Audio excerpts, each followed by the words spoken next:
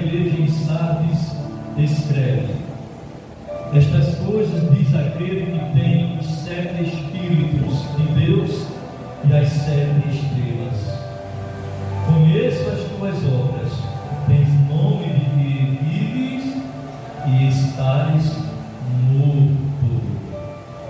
Aleluia. Louvado seja Deus. Como nós estamos nesse período fazendo um breve estudo sobre as 7 cartas da Ásia Menor, que está escrita no Apocalipse. Aí vamos hoje falar sobre a igreja de Sardes. Aleluia. Frequentemente julgamos os outros pela aparência. Observamos o comportamento e tentamos entender os motivos. Jesus julga os corações. Ele vê o caráter verdadeiro de cada pessoa e de cada igreja. Quando enviou esta carta ao mensageiro da igreja em Sardes, ele contrariou a impressão popular dos discípulos. Apesar de ter a reputação de uma igreja forte e ativa, ele viu as falhas e sabia que aquela congregação já estava quase morta. Se não voltar a viver, seria tomada de surpresa, como se fosse por um ladrão. Aleluia. Ao anjo da igreja de Sardes: a cidade antiga de Sardes, hoje apenas ruínas, perto da atual vila de Sardes, na Turquia, considerava-se impenetrável. Foi situada numa rota comercial importante no Vale do Hermon, com a parte superior da cidade, a Acrópole, quase 500 metros acima da planície, nos rochedos íngremes do vale. Era uma cidade próspera, em parte devido ao ouro encontrado no Pactolus, um ribeiro que passava pela cidade. A cidade antiga fazia parte do reino lídio, pela produção de ouro, prata, pedras preciosas, lã, tecido, etc. Se tornou próspera. Os lídios foram o primeiro povo antigo a cunhar regularmente moedas. Em 546 a.C., o rei lídio Creus, Croécio, foi derrotado pelos persas sob Ciro o Grande. Soldados persas observaram os soldados de Sardes descer os rochedos e depois subiram pelo mesmo caminho para tomar a cidade de surpresa durante a noite. Assim a cidade inexpugnável caiu quando o inimigo chegou como um ladrão na noite, em 334 a.C. A cidade se rendeu a Alexandre o Grande em 214 a.C. Caiu outra vez a Antíoco o Grande. O líder Seleucio da Síria durante o período romano. Pertencia à província da Ásia, mas nunca mais recuperou seu prestígio. Era uma cidade com um passado glorioso e um presente de pouca importância em termos políticos e comerciais. Aleluia. Aquele que tem os 7 Espíritos de Deus. 7 representa a totalidade e a perfeição divina. Diante do trono de Deus ardem 7 tochas de fogo, que são os 7 Espíritos de Deus. Os 7 olhos do Cordeiro são os 7 Espíritos de Deus, enviados por toda a terra. Deus sabe tudo e vê tudo. Está lá em 2 Crônicas 16:9. Nada em Sardes seria escondido de Jesus. Amém? Você vê que nós vemos aqui que o número 7 Ele representa a totalidade de Deus, a perfeição de Deus, a totalidade de Deus, o número da perfeição de Deus, porque em 6 dias Ele criou o mundo e no 7º dia Ele descansou. Amém? Aleluia. Verso 2: ser vigilante e consolide o resto que estava para morrer, porque não tenho achado íntegras as tuas obras na presença do meu Deus. Amém? Aleluia. Louvado seja Deus. As 7 estrelas, Jesus somente vê, Ele também controla, Ele segura os mensageiros das igrejas na sua mão direita. Pode ver, julgar e até castigar conforme a sua infinita sabedoria. Aleluia. Louvado seja Deus. Glória a Deus. Ele diz mais: conheço as tuas obras, como nas outras cartas, aquele que estava no meio dos candeeiros conhecia perfeitamente as obras e os corações das igrejas, como hoje Ele conhece todas as obras e conhece o coração de cada membro de cada igreja. Nada passa despercebido diante dos seus olhos. Tudo Ele vê. Quando o homem pensa que faz algo e está escondendo do Senhor, é tolice dele, porque Deus Ele vê tudo, Ele vê todas as coisas. Aleluia. Tens nome de que vive e estás morto. Esta frase ilustra perfeitamente a diferença importante entre reputação e caráter. A reputação é a fama da pessoa, o que os outros acham que ela é. O caráter é a essência real da pessoa, o que realmente é. As outras pessoas podem ver somente por fora, mas Jesus vê o homem interior e sonda os corações. Ele não pode ser enganado por ninguém. A igreja de Sardes teve a reputação de ser ativa e viva, mas Jesus sabia que estava quase morta. Ele não fala de perseguição romana, nem de conflito com falsos judeus. Não cita nenhum caso de falsos mestres seduzindo o povo ao pecado. Ele fala de uma igreja aparentemente em paz e tomada por indiferença e apátia. A boa fama não ocultou a verdadeira natureza desta congregação dos olhos do Senhor. Aleluia. Ser vigilante, por falta de cuidado, Sardes caiu aos seus inimigos em guerra. Espiritualmente, discípulos e igrejas caem por falta de vigilância. Por isso, vigia a igreja. Não caia por falta de vigilância. Vigia, pois o tempo está próximo. Aleluia. Muitas passagens do Novo Testamento frisam a importância da vigilância, pois o pecado nos ameaça. Está lá em Mateus 26, 41, 1 Pedro 5, 8. Falsos mestres procuram devorar os fiéis. Está lá em Atos, capítulo 20, do verso 29 ao 31. Não devemos descuidar, porque não sabemos a hora que o Senhor vem. Está lá em Mateus, capítulo 24, 42, 43, em Mateus 25, 13, Lucas 12, 27, 39, 1 Coríntios 16, 13, 1 Tessalonicenses 5, 6. Aleluia.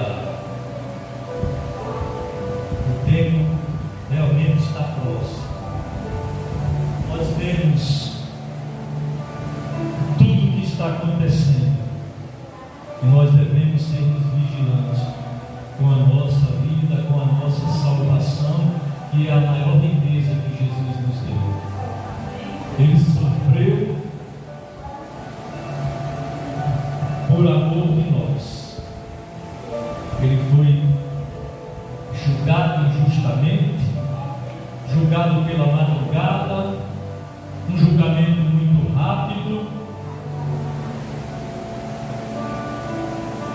foi condenado à morte, foi esbofeteado, foi cuspido, mas mesmo assim ele não desistiu de nós. Ele mostrou o seu grande amor por cada um de nós. Imagina se diante de tudo isso Jesus tivesse desistido,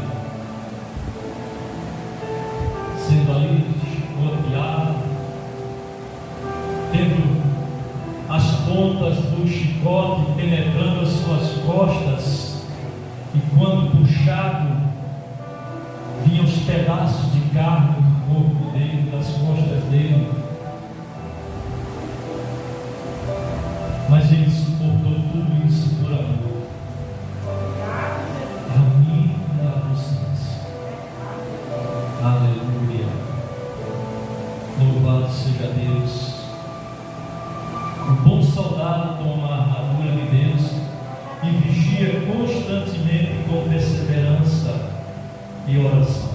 Efésios 6:18, Colossenses 4:2. A vigilância é muito importante e temos que sermos prudentes e não nécios, porque quando o Senhor Jesus ele vier, os prudentes subirão com ele, mas os nécios não subirão. Amém? Aleluia. Consolida o resto que estava para morrer. Uma última tentativa de resgate. Veja Judas 22:23. A igreja em Sardes estava quase morta, mas ainda houve uma esperança de salvar alguns, ou talvez até de reavivar aquela igreja. Jesus ele sempre dá oportunidades, sempre ele está nos alertando, sempre ele está dando oportunidade para que nós não venhamos morrer espiritualmente e nem cair no pecado, porque quando caímos no pecado morremos espiritualmente. Aleluia, louvado seja Deus.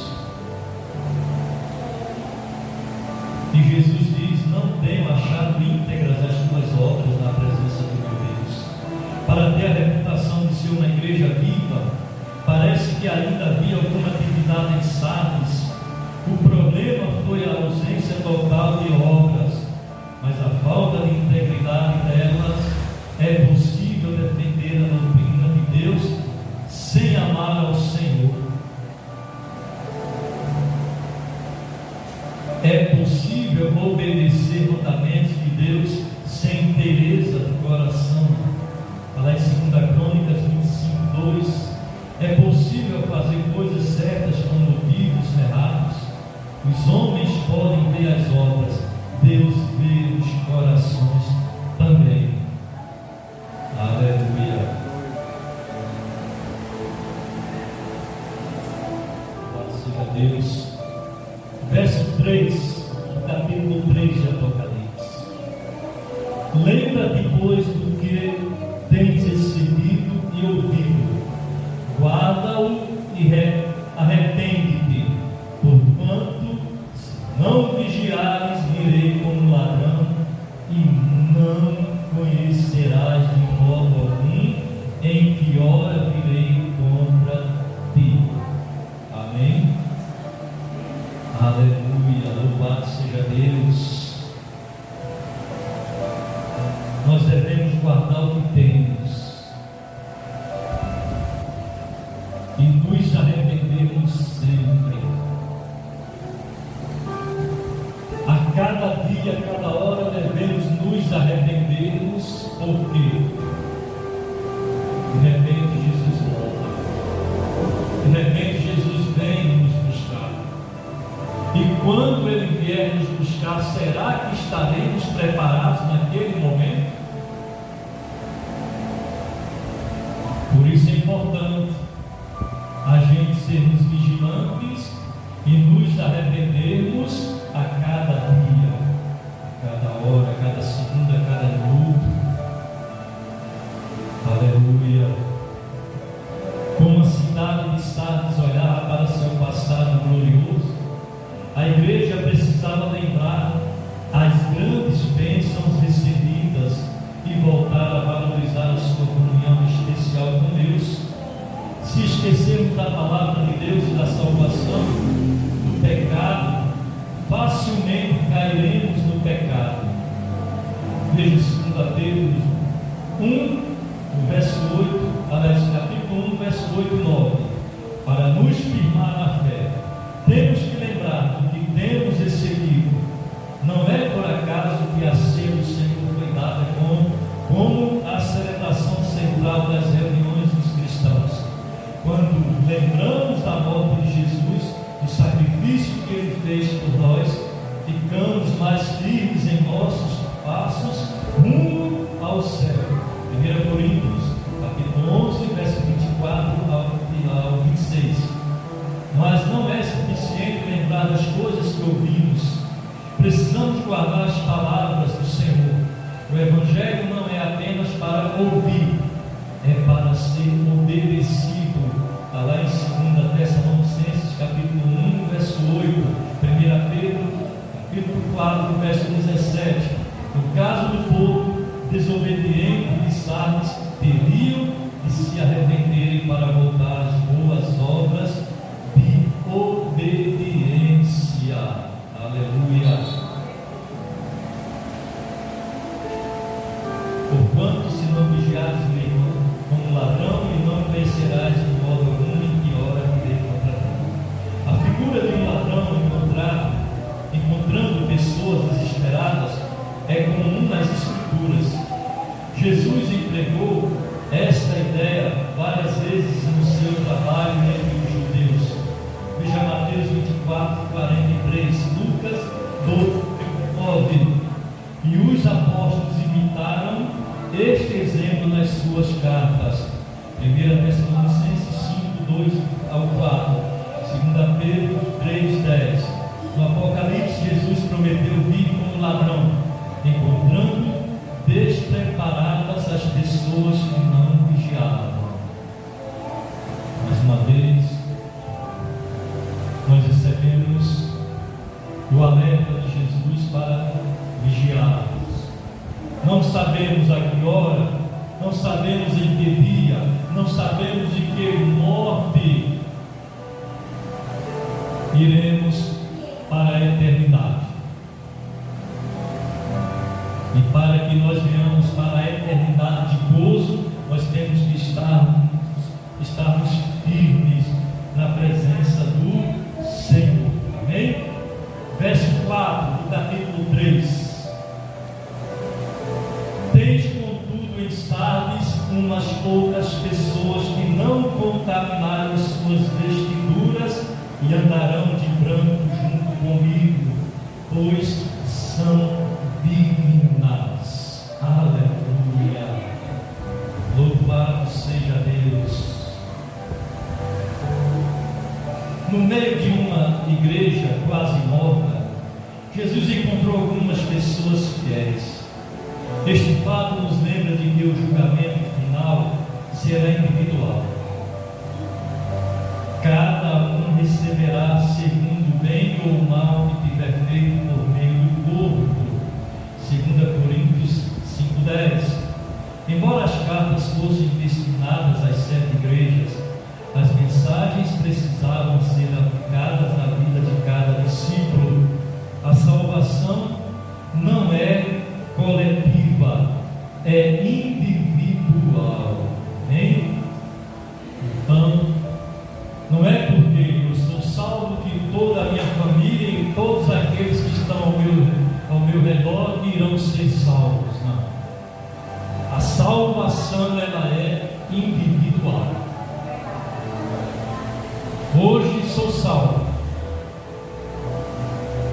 e para isso eu tenho que pregar o Evangelho para cada um dos meus, para que eles também passem a ter o direito de dizer: eu sou salvo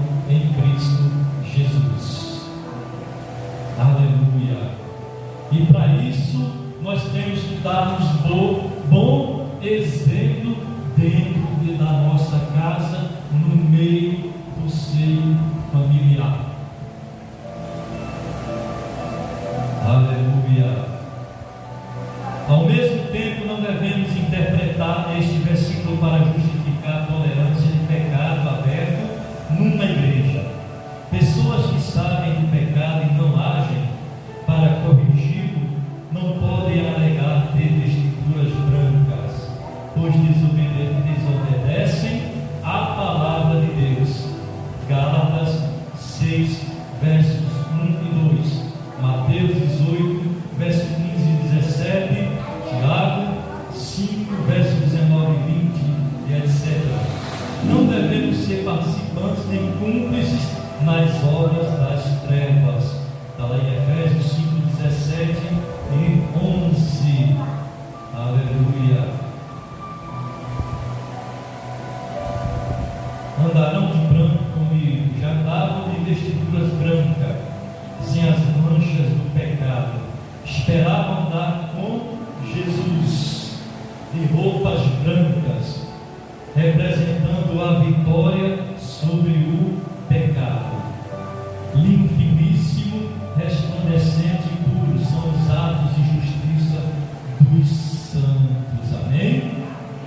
A roupa branca, a vestidura branca são os atos de justiça daqueles fiéis, dos santos. A palavra santo significa separado do pecado. Aquelas pessoas que não andam pecando, não andam em pecado, porque se andarem em pecado, elas terão a sua veste sempre suja. Aleluia, louvado seja Deus. Estes fiéis são dignos, não por mérito próprio, mas por serem pessoas salvas pela graça, pois que andam nas boas obras determinadas por Deus. Está lá em Efésios, capítulo 2, verso 8 ao 10. Amém? Então, se você anda na presença de Deus em obediência a Deus, você é uma pessoa digna. Você que anda em boas obras, fazendo o que é reto perante os olhos do Senhor, você é uma pessoa digna de ser salva. Louvado seja Deus. Verso 5: o vencedor será assim vestido de vestiduras brancas, e de modo nenhum apagarei o seu nome do livro da vida. Pelo contrário, confessarei o seu nome diante de meu Pai e diante dos seus anjos. Oh glória! Como é maravilhoso! Aleluia! Como é maravilhoso você ser um vencedor, você ter as suas vestes brancas, andar na obediência do Senhor. E quando você anda na obediência do Senhor, você será confessado por Jesus diante do Pai. Jesus diz: meu Pai, esses aí andaram na minha presença, andaram de vestiduras brancas enquanto estiveram lá na terra. Não tem nada para que venha apagar o nome deles no livro da vida do Cordeiro, ou seja, permanecerão escritos no livro da vida do Cordeiro para sempre. Oh, glória! Aleluia! Louvado seja Deus! O livro da vida é mencionado várias vezes na Bíblia. Aleluia! Filipenses 4:3, Paulo disse que as pessoas que cooperavam com ele no Evangelho tinham seus nomes escritos no livro da vida. Jesus disse que os nomes dos vencedores que se mantêm puros não seriam apagados deste livro. Em contraste, os que rejeitam a palavra de Deus e servem falsos mestres não têm seus nomes escritos no livro da vida. No julgamento descrito, esses são condenados ao lago de fogo. Por outro lado, na cidade iluminada pela glória de Deus, somente entram aqueles cujos nomes são escritos no livro da vida do Cordeiro. Só os obedientes. Aleluia! Louvado seja Deus! Jesus prometeu confessar diante do Pai todo aquele que confessa o nome dele diante dos homens. Prometeu também negar os nomes daqueles que se envergonharam dele. Mateus 10, 32, 33, Marcos 8, 38. E o verso 6, para encerrarmos: quem tem ouvidos, ouça o que o Espírito diz às igrejas. Quem tem ouvidos, ouça